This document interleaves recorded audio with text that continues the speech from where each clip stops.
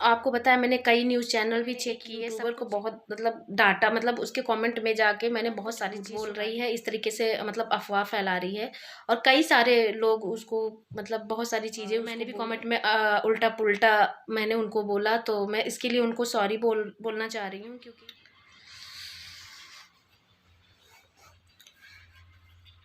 मतलब कि कहते हैं ना कि दुखों का पहाड़ जिसके ऊपर पड़ता है ना, तो बहुत ज़्यादा ही पड़ जाता है।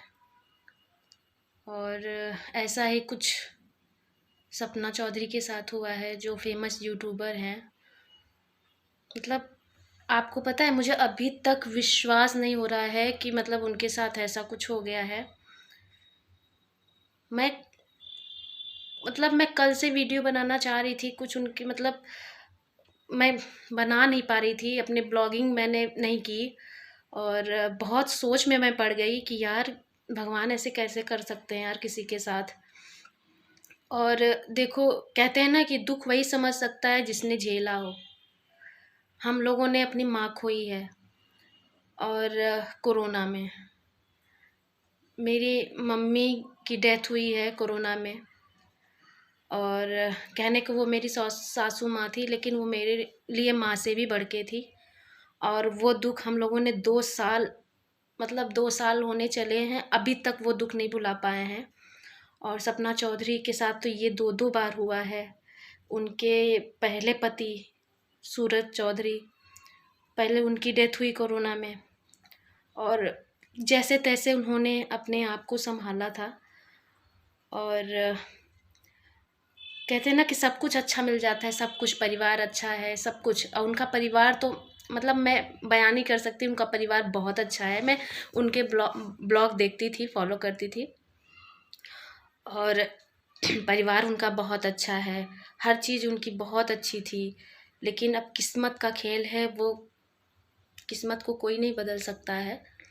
लेकिन अब उन्होंने अपने दूसरे पति को भी खो दिया है, जो कि उनके देवर थे और उनके ससुर जी ने उनकी शादी देवर से उनकी उनकी देवर से ही कराई थी, क्योंकि वो नहीं चाहते थे कि सूरज जी की पहली जो बेटी थी, सूरज जी की जो बेटी थी वो 5 माह की थी जब वो सूरज जी ख़त्म हुए थे, एक्सपायर हुए थे। तो वो नहीं चाहते थे कि सपना जी की कहीं और शादी हो, वो दूर हो और शादी के बाद जो दुख हो या जो भी हो वो नहीं चाहते थे।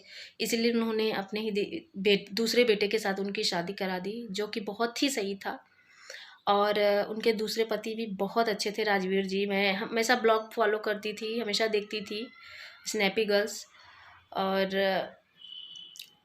इतने फेमस यूट्यूबर, सोचिए मतलब कुछ नहीं कहा जा सकता कि क्या हो जाए पल भर में, कुछ नहीं कहा जा सकता। तो पहले तो मुझे विश्वास ही नहीं हो रहा था। आपको मैं बता दूँ, अभी भी मुझे विश्वास नहीं हो रहा है। लेकिन कहते हैं ना कि जो सच है उसको बदल नहीं सकते हैं। मैंने 2 फेमस यूट्यूबर का मैंने कम्युनिटी पढ़ा, जैसे कि शिवी लाइफ़स्टाइल एंड एक हो गई और एक ये नेहा आशीष तिवारी। और उन्होंने अपने कम्युनिटी में डाला हुआ था। तब मैंने देखा कि मतलब मैं बता नहीं सकती हूँ, मैं तब से मैं ये सोच रही हूँ। मतलब मैंने अपने हस्बैंड से भी ये चीज़ कहा, कल बात की उनके। वो नहीं देखते थे ब्लॉग वगैरह, वो ज़्यादा फॉलो नहीं करते हैं, लेकिन मैंने उनको दिखाया। वो भी बहुत ज़्यादा उदास हो गए सोच के, सुन के कि यार उसके साथ कितना बुरा हो गया, क्योंकि हम लोग वो दुख देख चुके हैं ना। अपनी माँ को खो के आज तक हम लोग उभर नहीं पाए, उनकी कमी को पूरी नहीं कर पाए हैं। और वहाँ एक माँ ने अपने 2-2 बेटों को खो दिया। तो मैं तो यही कहना चाहूँगी कि भगवान उनकी आत्मा को शांति दे, राजवीर चौधरी की आत्मा को शांति दे और सपना जी को ताकत दे, हिम्मत दे। जो ये दुखों का पहाड़ उनके ऊपर टूटा है, उससे वो निकल पाएँ।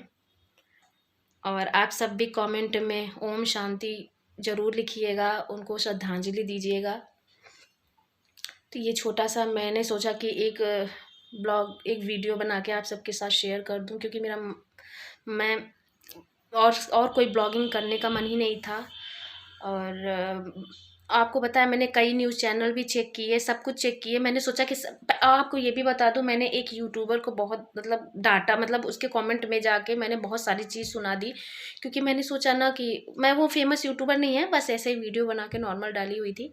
तो मैंने सोचा कि यार वो झूठ बोल रही है, इस तरीके से मतलब अफ़वाह फैला रही है, और कई सारे लोग उसको मतलब बहुत सारी चीज़ें उसको बोले, और मैंने भी कमेंट में उल्टा-पुल्टा मैंने उनको बोला, तो मैं इसके लिए उनको सॉरी बोलना चाह रही हूँ, क्योंकि मुझे नहीं पता था कि ये बात सही है, और मैं यही सोच रही थी कि यार ये औरत झूठ बोल रही है, ये अफ़वाह फैला रही है, स्नैपी गर्ल्स सपना जी के बारे में, ये झूठ बोल रही है। लेकिन जब कई जगह मैंने पता किया, यूट्यूब पे देखा, और जहाँ तक बहुत सारी वीडियो वायरल भी हो रही है, तब मुझे पता चला कि ये बात सच है।